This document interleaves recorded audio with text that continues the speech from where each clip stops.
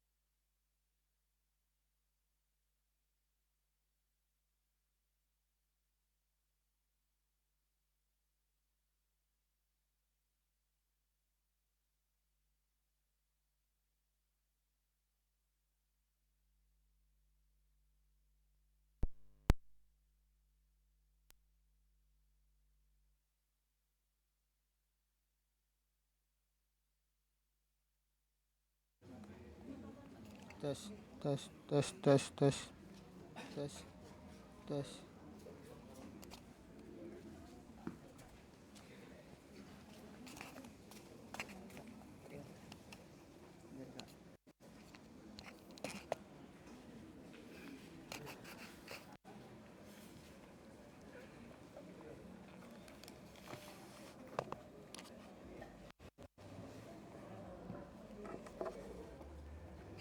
Assalamualaikum warahmatullahi wabarakatuh.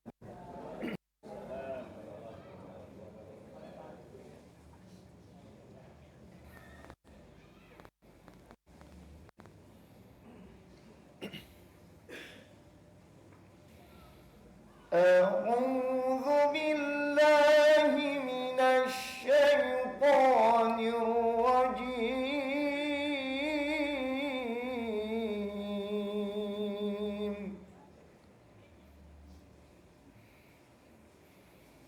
Bismillahirrahmanirrahim.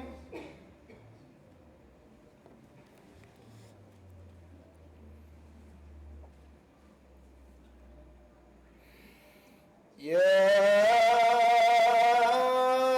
ayyuhalladzina amanu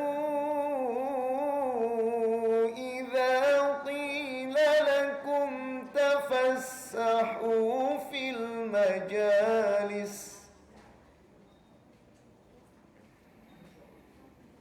إذا قيل لكم تفسحوا في المجالس فافسحوا يفسح الله لكم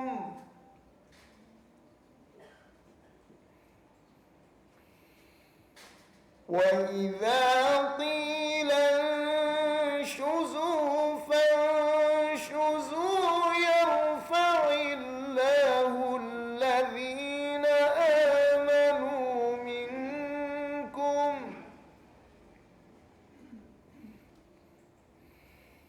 يرفع الله الذين آمنوا منكم والذين أوتوا العلم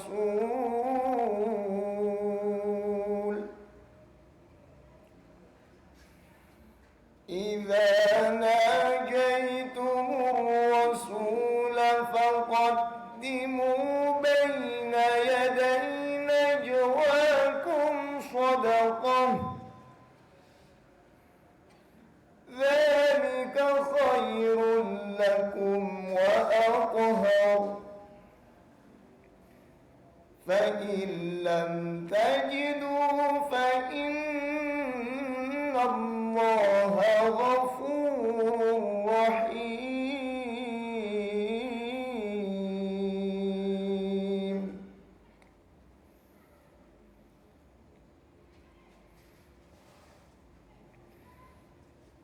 أأشفقتم أن تقدموا بين يدي نجواكم صدقات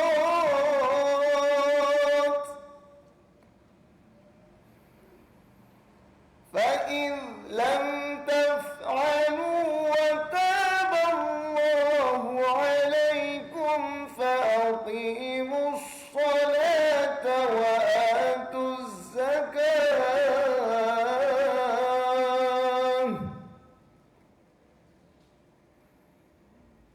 فأقيموا الصلاة وآتوا الزكاة وأطيعوا الله ورسوله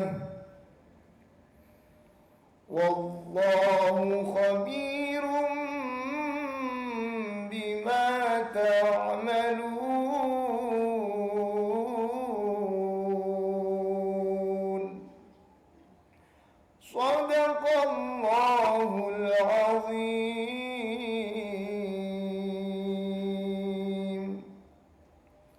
والسلام عليكم ورحمة الله وبركاته.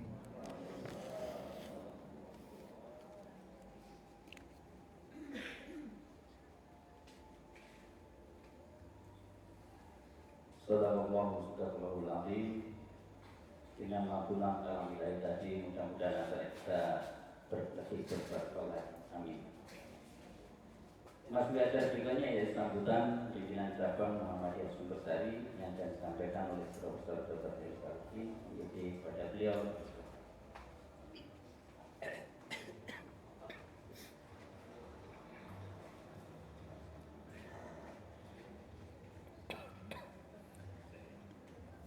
Bismillahirrahmanirrahim. Assalamualaikum warahmatullahi wabarakatuh. Alhamdulillahirabbil alamin. Raditu billahi rabba bil islami dina wa bi Muhammadin nabiyya wa rasula. Rabbana zidna ilman warzuqna fahman waj'alna min ibadikas sholihin. Amma ba'du, yang sama-sama kita hormati Ustaz Khairul Anam PhD. Beliau ini ustadz kami di Gunung Batu. Di Gunung Batu saya punya TPA, tapi bukan Taman Pendidikan Al-Quran, tapi Taman Pendidikan Aki-Aki ya. Karena pesertanya yang paling muda saya ya, yang paling muda. Bahkan sekarang sudah ada yang 70 lebih. Beliau dulu bimbing ya, saat awal-awal. Sekarang sudah jalan, walaupun ngajinya ya masih segitu-segitu, tapi tidak mau buyar. Jadi dari maghrib sampai isya, bukan saya mengajar, bukan, saya nemani kawan-kawan di Gunung Batu yang sepuh-sepuh itu untuk belajar ngaji. Bahkan sampai sebulan yang lalu membaca alif lam mim ra itu masih ada yang dengan alamaro katanya. Ya ada apa-apa ya, ditelateni saja. Beliau ini ustadz kami. Secara kebetulan juga, saya tidak tahu tadi secara kebetulan atau memang disengaja. Biasanya yang baca Al-Quran adik-adik dari SD Muhammadiyah 1 Ustaz, biasanya. Tetapi karena tahu yang memberi ini seorang qori, jadi Ustaz Khairul qori, suaranya luar biasa. Oleh karena itu nanti didaulat aja suruh ngaji beliau, kan mesti orang-orang tahu kualitas suara beliau. Makanya yang mengaji tadi disesuaikan juga ya, supaya Ustaz Khairul Anam juga tahu bahwa di Muhammadiyah banyak juga yang pintar ngaji gitu ya. Karena Muhammadiyah kan identik dengan tidak bisa ngaji ya. Mohon maaf. Pada saat saya haji, saya ikut bismikah. Di satu kesempatan di Mekah, Gus Mama tidak ada. Ada teman dari UNED yang tahu kalau saya sedikit bisa ngaji. Saya didorong, udah kamu ngimami. Saat itu maghrib. Terus terang saya tidak ikhlas itu ya. Ngaji dienak-enakan gitu ya. Dienak-enakan agak panjang lagi. Begitu turun dari sholat itu, ada seorang bismika, ya kepercayaannya Gus Mama lah, datang ke saya. Ternyata orang Muhammadiyah ada yang bisa ngaji juga ya. Nggak enak ini. Kemudian yang terhormat juga yang kami sama-sama hormati, kawan-kawan semua, para yang kami pengajian Ustadz, pengajian kami ini didukung oleh banyak elemen di pimpinan cabang Sumbersari, diantaranya TK. Tidak tahu ada enggak TK 2 coba? Oh ada, nggih Ibu, selamat datang Bu, nggih. Dibanding saya diprotes karena tidak disebut Ustaz. Diprotes. TK Abah 3, TK Abah 3 ada. Oh alhamdulillah. Selamat Bu, ini sudah saya sebut ya. Ya. TK Abah ya. Nanti tugas saya setiap pekan keempat Ahad pagi menyebut beliau-beliau ini ya, supaya ya hadir tidak disebut ya. Ya. TK Yasmin ada ya. Nah ini datang ini karena kepalanya murid saya, nanti saya jewer ya, kepalanya saya jewer. Nah Mudisa ini Ustaz yang selalu membersamai kami. Beliau mengirim banyak sekali, walaupun TK Abah tadi juga banyak. Mudisa ini biasanya yang mengaji anak-anak Mudisa, khusus karena yang mengisi seorang qori, kayaknya juga tahfidz kayaknya ya. Mudah-mudahan ya saya tidak salah. Maka dipilih yang agak bagus, yang bagus bukan agak bagus tadi ya. Gak enak ya. Saya sebenarnya bagus juga kalau qori, hanya lebih baik kalau tidak menjadi qori. SMA Muhammadiyah 3 tadi titip brosur, okay? Titip brosur, monggo nanti saya tidak tahu ada di belakang putra putri kita, mari kita masukkan ke sana yang SMP yang akan sekolah. Kemudian kita didukung juga oleh Panti Asuhan Putra. Itu adik-adik, selamat ya adik-adik Panti Asuhan Putra. Yang putri ada enggak? Oh banyak ya.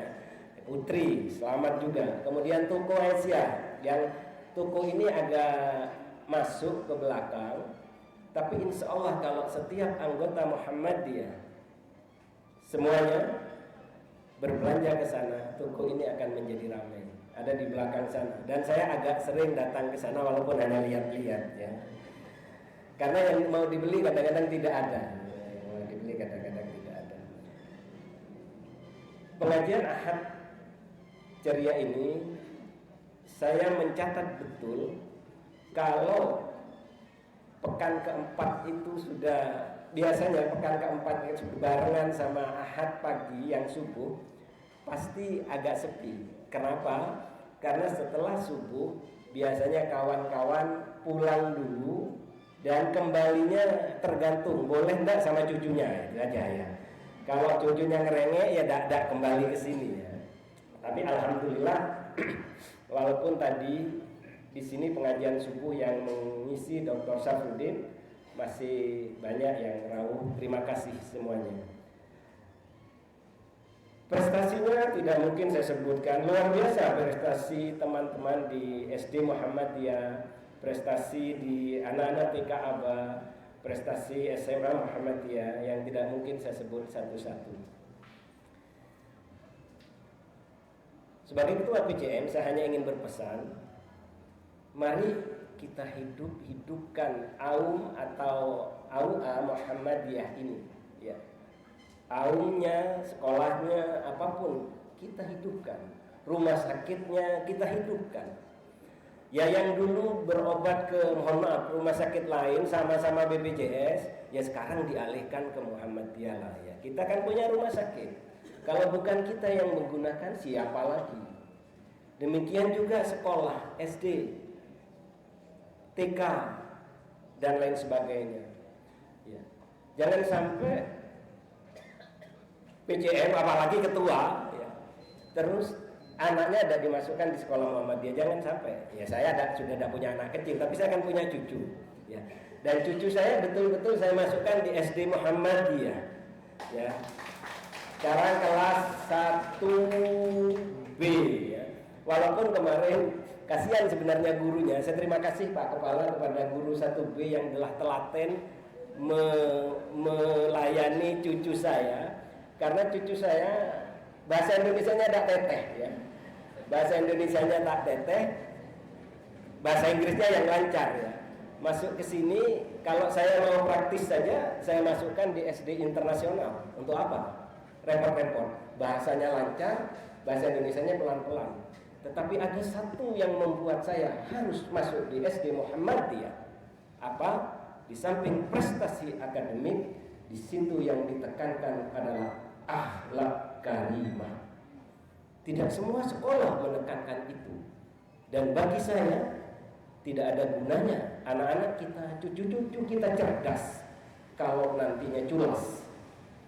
Tidak ada gunanya siapapun, generasi apapun, walaupun luar biasa akademiknya, kalau akhlaknya tidak bagus. Oleh karena itu saya putuskan untuk saya titipkan di SD Muhammadiyah. Ya, sekarang bahasa Indonesianya sudah mulai lah, ya. Saya tidak tahu bu gurunya ada di sini enggak, ya. Ya, sudah mulai bilang kayak tadi kemarin bilang mau hujan-hujanan itu katanya dia bilangnya kan air hujan itu dia sebutnya hujan air, ya. Aku mau main hujan air. Apa hujan air? Oh, air hujan, ya, silakan gitu. Karena dibalik-balik. Nah, oleh karena itu mari kita yang punya putra, putri, cucu, kita masukkan di aum kita. Sekali lagi, siapa yang akan membesarkan aum kita kalau tidak kita? Rumah sakit kita sudah tersedia. Mari kita gunakan tempat itu untuk merawat kesehatan kita. Dan BPJS sudah bisa diterima di rumah sakit Universitas Muhammadiyah. Itu yang bisa kita sampaikan. Dan yang terakhir, kawan-kawan jamaah yang dimuliakan Allah, bulan depan PCM Sumbersari kebagian giliran untuk pertemuan triwulan pimpinan daerah Muhammadiyah Jember yang mempertemukan PCM se-Kabupaten Jember. Ini nanti urusannya mantan wakil rektor 2 nanti, ya. Sudah biar ada yang mengurus, Pak Harto yang urus nanti. Kita rencananya akan adakan bulan April sekaligus dengan sawalan. Ya, berarti semua nanti di samping pertemuan triwulan pimpinan cabang Muhammadiyah se-Kabupaten Jember, rencananya kita akan sawalan juga. Sudah barang tentu semua unsur kita akan libatkan nanti, dan mudah-mudahan tidak mengecewakan kita semua. Terima kasih. Nasrul minallah wa fathul qarib. Assalamualaikum warahmatullahi wabarakatuh.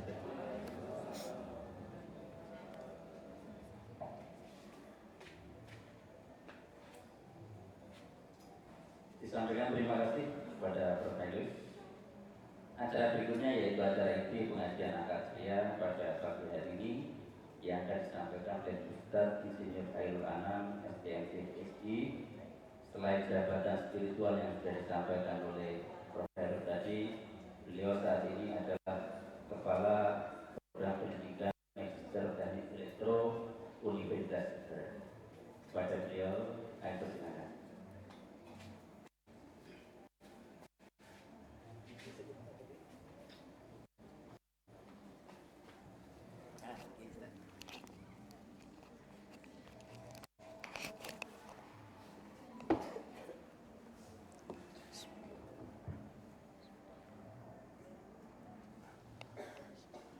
Assalamualaikum warahmatullahi wabarakatuh.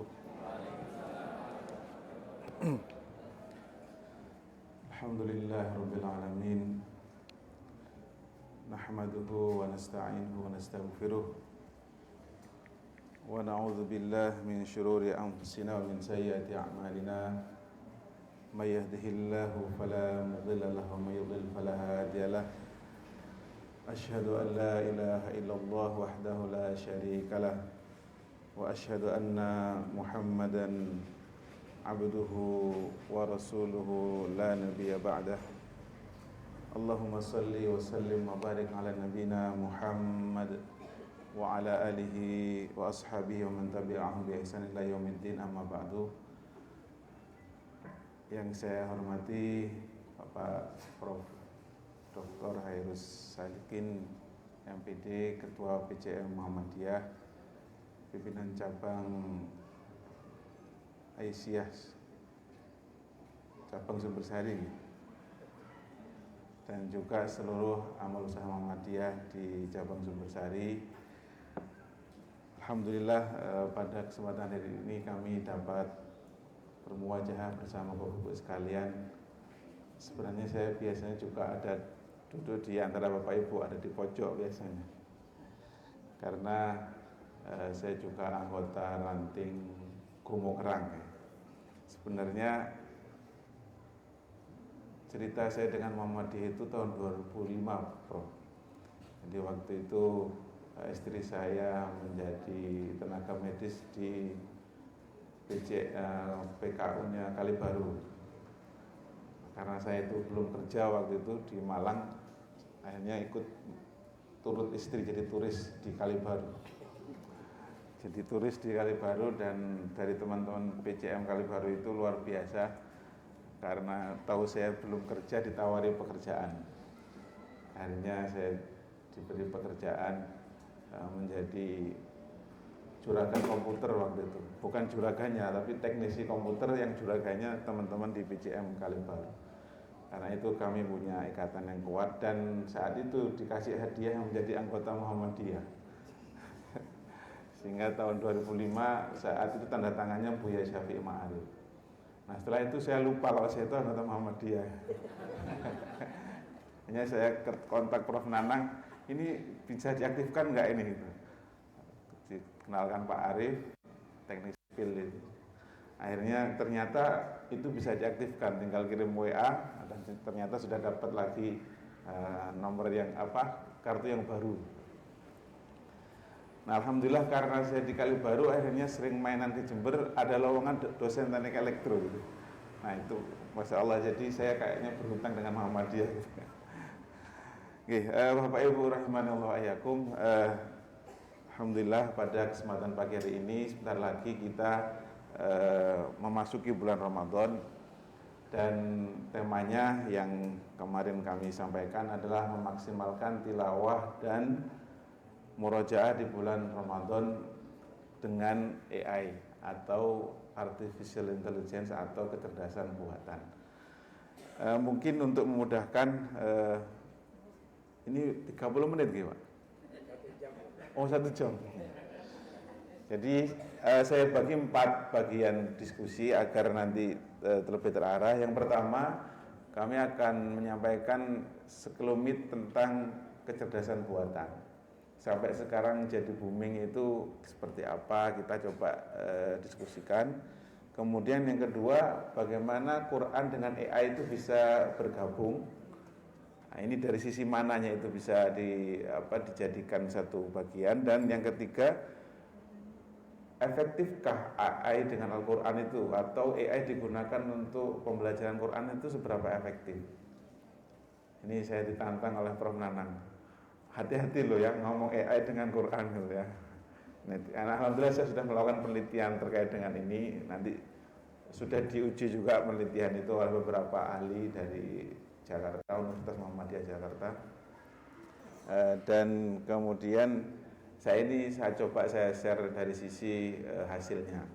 Kemudian yang keempat adalah bagaimana memaksimalkan AI itu nanti di bulan Ramadan, seperti apa kira-kira. Mungkin yang pertama terkait dengan Artificial Intelligence. Jadi Bapak Ibu sekalian, sebenarnya ini sudah ada lama. Kalau dirunut tahunnya itu 1943.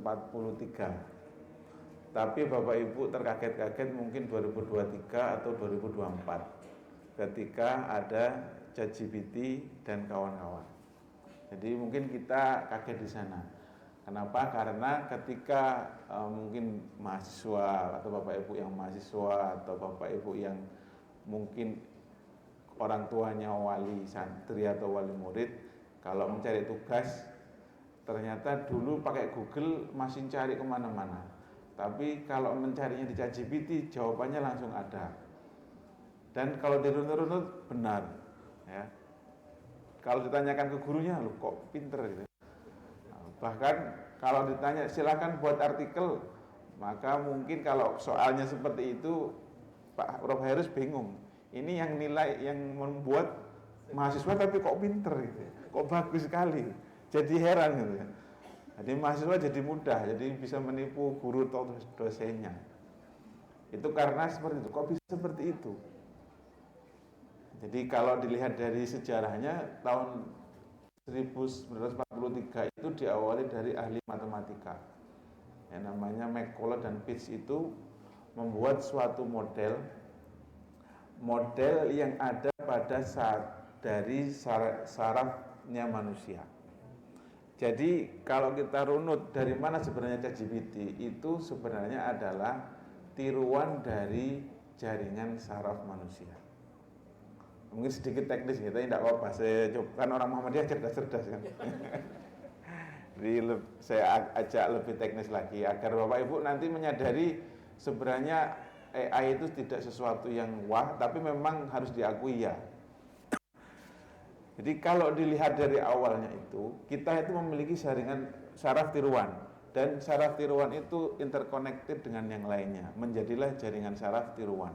Ada ribuan jutaan jaringan saraf tiruan di otak kita, sehingga kita itu bisa menyimpan memori macam-macam. Dan itu ternyata yang orang di zaman dahulu, orang Amerika itu atau mikir, bisa enggak ya saraf ini ditiru, dimodelkan. Dan jadilah modelnya matematis. Kalau orang matematika lihat model pertama saraf tiruan itu sederhana sekali. Ada input dikalikan dengan suatu nilai bobot, dijumlahkan, dimasukkan ke suatu fungsi, jadilah dia. Saat itu seperti itu. Tapi kemudian ditambahkan lagi ada seseorang, loh ini kalau gini aja apa gunanya? Maka satu bagian itu didesainlah sedemikian rupa sehingga ada suatu namanya bobot di tengah-tengah antara input dengan suatu fungsi itu, gimana bisa diupdate. Itulah namanya update, itu namanya learning bahasa mereka atau belajar. Satu saraf itu ternyata bisa belajar. Secara rumus matematika itu masuk. Maksudnya apa? Ada input, ada pola input, ada pola output. Kita ini mau mengenali pola. Jadi kalau ada mungkin jalan di depan itu kan rame. Oh jam berapa itu rame, jam berapa itu sepi. Kita tahu pola-polanya sehingga nanti kalau keluar jam sekian aja kita keluar. Nah itu seperti itu. Jadi satu saraf itu diajari seperti itu. Jadi ada input, ada output. Nanti hasilnya nanti dihasilkan dibandingkan dengan target. Ada kesalahan digunakan untuk mengupdate-nya. Itu baru satu saraf. Tapi karena hanya satu saraf, saat itu orang mikir gak ada gunanya. Akhirnya orang mikir, oh kalau gitu sarafnya dihubungkan satu sama lain, menjadilah jaringan saraf. Tapi belum, artinya bukan asli kan, maka ditambahkanlah tiruan, jaringan saraf tiruan. Jadi saraf satu ketemu saraf yang lain, itu pun dianggap tidak ada gunanya. Apa gunanya? Karena hanya mampu menyelesaikan masalah yang sangat sederhana di bidang saat itu, gak ada gunanya. Baru setelah itu orang membuat jaringan saraf tiruan lebih kompleks. Jadi ada banyak lapisan. Kalau Bapak Ibu lihat otak kita itu jutaan. Nah saat itu belum bisa, jangankan jutaan. Baru di sini satu, itu manfaatnya kurang. Apalagi setelah orang punya ide, ini satu, ada banyak jaringan saraf, dan di setiap ini ada lapisan, ada banyak saraf terhubung satu sama lain. Secara matematika bisa dihitung, tapi saat itu belum ada komputer. Karena masa mau ngitung manual terus, gimana mau ngitung seperti ini, terlalu kompleks. Akhirnya saat itulah turunlah si AI ini, namanya AI Winter. Ya, jadi terjadi kebekuan, jadi freezing. AI-nya itu nggak berkembang karena komputer nggak mungkin mau orang hitung manual terus, terlalu berat. Di sisi lain ternyata ilmu elektro itu berkembang, ilmu semikonduktor, chip-chip itu berkembang, sehingga Bapak Ibu HP ini, Bapak Ibu lihat ini di dalamnya kan banyak chip. Nah dulu itu awalnya chipnya itu segede rumah, dulu awal-awal pertama komputer ditemukan itu segede rumah ya, jadi itu pun masih belum bisa juga karena tidak mungkin. Tapi ketika semikonduktor ditemukan, chip jadi mengecil ya, menjadi semikonduktor itu menjadi tambah kecil, bahkan sekarang sifatnya nano sudah. Nah ternyata ilmu yang tadi kompleks, matematikanya ruwet itu tadi itu bisa dijalankan pada chip semikonduktor. Barulah mulai AI itu berkembang sampai sekarang. Nah yang menjadi masalah itu kita jadi ragu, betulankah AI itu bisa seperti itu, bahkan bisa menggantikan manusia, bisa menggantikan guru, bisa menggantikan dokter. Nah, istri saya itu dokter radiologi, tukang baca gambar. Saya bilang, saya sedang meneliti membuat model AI yang bisa membaca gambar. Gambarnya kalau masuk sudah keluar sakit apa. Saya bilang gitu, nanti radiologis gak digunakan, gak payu. Nah itu sudah ada di Cina.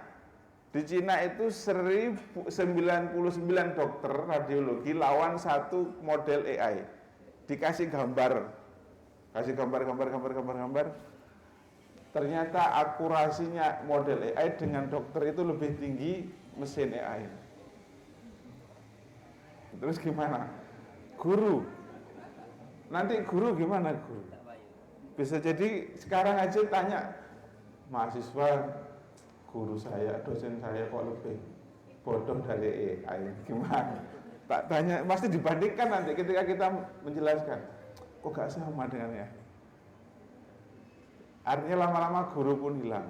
Dan sekarang kita masuk ke bagian berikutnya, Quran dan Ustadz Quran bisa jadi hilang. Jadi bagian pertama terkait sejarah, mungkin saya simpulkan, sebenarnya AI itu hanya rumus matematika, hanya.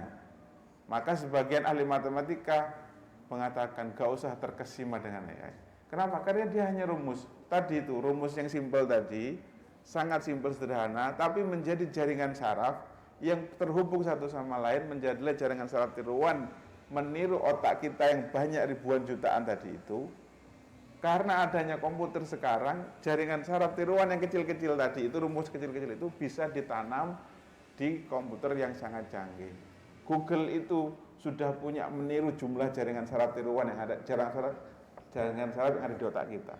Dengan komputernya yang banyak itu, meskipun tidak satu tempat terinterkoneksi dengan banyak negara, terhubung, jaringan saraf tiruan yang dimiliki Google sudah bisa menyerupai jumlah jaringan saraf tiruan, jaringan saraf yang ada di otak manusia. Sehingga bisa dimaknai meskipun itu hanya rumus, tapi rumus itu memiliki interkoneksi sama satu sama lain dan dilatih, jadilah dia seperti manusia. Yang menjadi masalah apa? Manusia perlu belajar 23 tahun untuk menjadi ahli. AI itu bisa 1 jam saja bisa jadi ahli.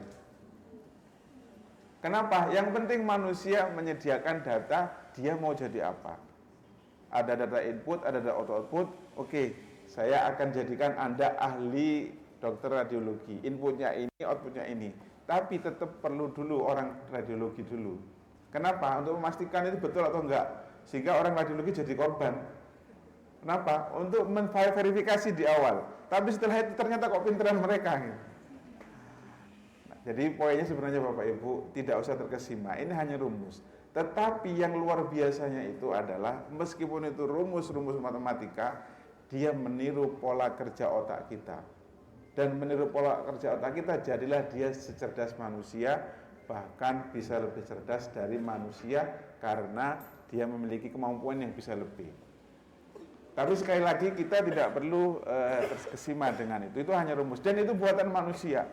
Hanya yang dikhawatirkan di film-film nanti bisa mengokupasi manusia, enggak. Nah ini yang jadi masalah. Karena di film-film sudah ada mesinnya cerdas, akhirnya mesinnya punya perasaan. Loh, mungkin nggak mesin punya perasaan? Loh, ada ilmunya, sudah banyak peneliti yang memberikan perasaan ke mesin. Nah, ini saya beritahu saja dari sisi yang perlu menakutkannya. Jadi mesin itu bisa punya perasaan. Kenapa? Karena perasaan itu bisa dilatihkan. Seperti kita ketika mulai kecil sampai besar kan dilatih juga perasaan.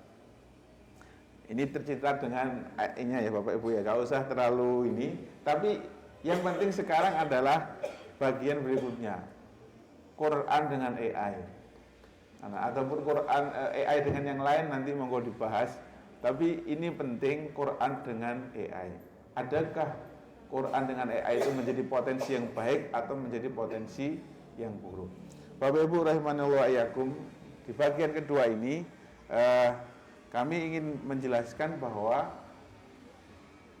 Quran ini sesuatu yang luar biasa. Tadi belum saya bacakan ya. Surat Al-Baqarah ayat 185. Syahrul Ramadan alladzi unzila fihi al-Quran hudal linnasi wa bayyinatin minal huda wal furqan. Syahrul Ramadan, bulan Ramadan. Unzila fihi al-Quran, diturunkan di dalamnya Al-Quran sebagai hudal linnas, petunjuk bagi manusia. Jadi nanti bulan Ramadan adalah bulan Al-Quran. Nah sekarang bagaimana Al-Quran tadi bisa kita maksimalkan dengan AI? Pertanyaannya, seperti apa Quran dengan AI tersebut? Teknologi yang ada sekarang ini, kalau kita lihat beberapa penelitian, banyak ternyata Quran itu digabungkan dengan teknologi. Nah ini Muhammadiyah yang cerdas-cerdas ini tidak boleh sampai tertinggal. Kaitan dengan teknologi dengan AI. Kalau kita sudah tahu sekarang WhatsApp, dulu mungkin aneh setoran dengan WhatsApp, belajar tajwid dengan WhatsApp, dengan Zoom, mungkin Zoom terlalu berat, tapi dengan WhatsApp video call sudah bisa setoran, sekarang bisa diterima. Nah sekarang mungkin nggak AI itu seperti apa fungsinya dengan Quran? Nah Bapak Ibu sekalian, apa yang Ustadz itu lakukan dengan muridnya bisa dilakukan oleh AI dengan muridnya. Misal, mungkin sebelum itu saya kasih contoh, saya sudah ngerekam biar nggak salah. Saya tanya ChatGPT. ChatGPT saya mau belajar Quran.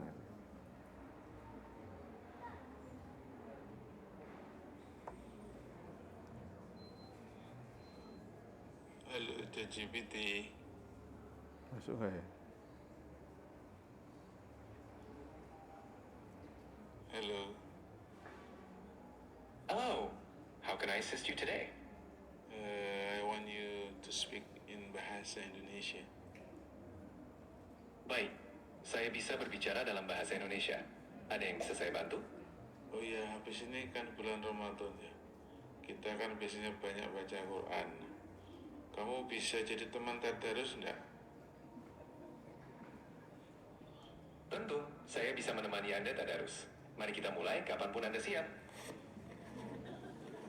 Tadarus suratnya surat apa? Al-Baqarah bisa? Ya, kita bisa mulai dengan Al-Baqarah. Silahkan mulai membaca, saya akan mendengarkan. Terus nanti, kamu fungsinya seperti apa? Hanya mendengar? Saya di sini untuk mendengarkan dan memberikan umpan balik jika diperlukan. Saya juga bisa membantu jika ada kesalahan tajwid atau pengucapan yang perlu diperbaiki. Teruskan saja, saya siap membantu. Saya coba ya. Silahkan, saya siap mendengarkan. Nah ini saya coba salah, saya lompati ayatnya, dia masih nggak tahu. Mungkin saya cepatkan aja biar nggak. Dia tidak dilatih untuk itu. Tapi ini challenge, tantangan. Karena kita mendevelop sendiri sistem model AI yang